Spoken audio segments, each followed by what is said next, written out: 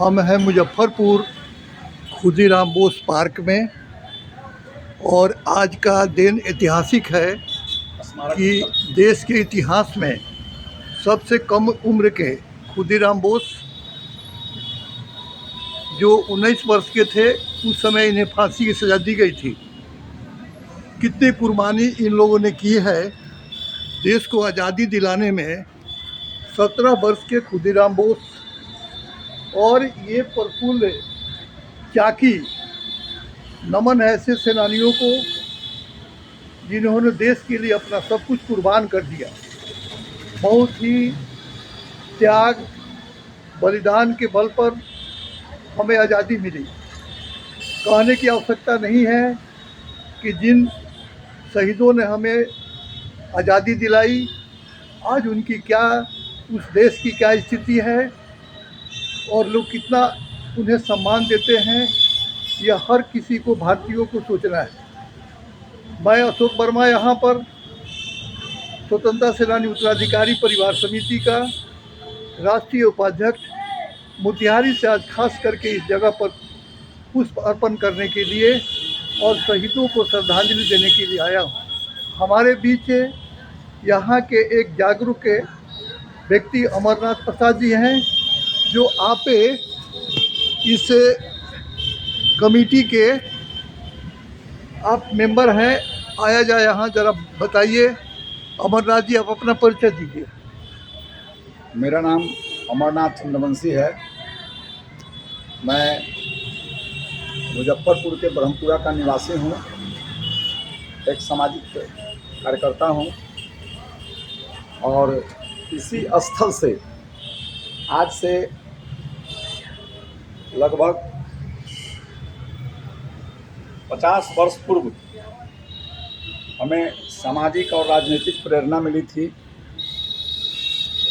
शहीद खुदीराम बोस की देशभक्ति की गाथा, खुदीराम बोस के बलिदान और ओज से प्रभावित होकर के हम चंद विद्यार्थियों ने, उस समय हम इंटर के छात्र थे एलएस कॉलेज के, और हम लोगों ने इसको मनाना शुरू किया। बहुत बदतर स्थिति थी, यहाँ साफ़ सुथरा नहीं था, सरकार का इस स्मारक स्थल पर कोई ध्यान नहीं था। हम लोगों ने मुजफ्फरपुर के छात्रों नौजवानों को इकट्ठा करके प्रतिवर्ष यहाँ पर खुदीराम बोस की शहादत दिवस मनाते हैं और आज हम लोगों के संगठन और संगठित मांग के चलते सरकार ने भी 11 अगस्त को खुदीराम बोस की शहादत दिवस को मान्यता दिया और मनाना शुरू किया। और सरकार की तरफ से इस स्थल का कुछ देख रेख कुछ लोगों के द्वारा, प्राइवेट जो संस्थाएं हैं उसके द्वारा भी इसमें कुछ योगदान करके कुछ चार दीवारी और इसके इस छोटा सा जो पार्क है इसका जो मेंटेनेंस होता है। आप एक बात बताइए अमर जी कि जो शहीद लोगों ने, जो उनकी जो परिकल्पना थी, क्या आज भारत ऐसा बना? देखिए, इसमें कहीं कोई दो मत नहीं है। उस समय की जो परिस्थिति थी, भारत में पूरे विश्व में, विश्व के अधिकतर भागों पर विदेशी हुकूमत, ब्रिटिश हुकूमत का कॉलोनी था।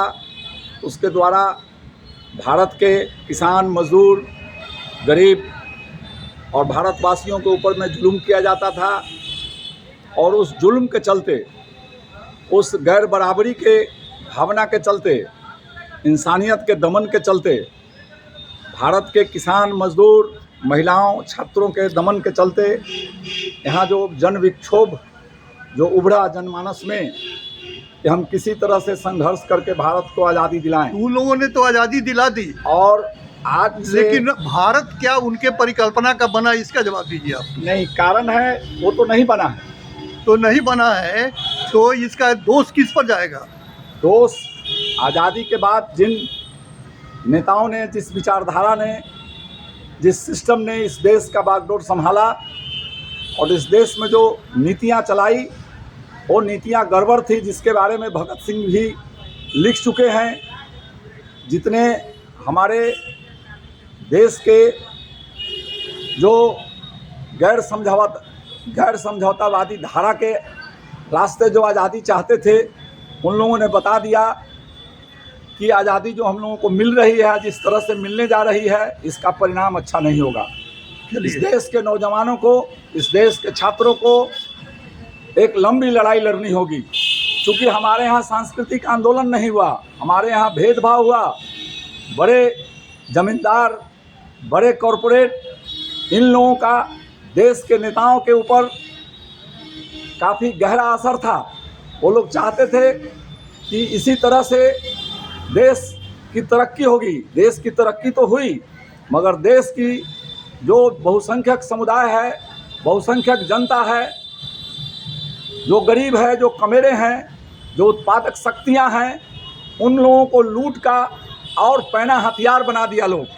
आज इस देश में चारों ओर, चाहे वह शिक्षा का सवाल हो, शिक्षा के सवाल पर देख ही रहे हैं कि अभी तुरंत जो पेपर लीक हुआ है, इस तरह का घोटाला शिक्षा के क्षेत्र में हो रहा है और हमारे देश के नौजवानों को गौरवमयी जो मेरा इतिहास है उससे वंचित किया जा रहा है। आपको उम्मीद है कि उनके परिकल्पना का भारत बन जाएगा? उनके परिकल्पना का भारत तभी बनेगा, अच्छा, जब इस देश के आज के जो छात्र नौजवान हैं, वो भगत सिंह, खुदीराम के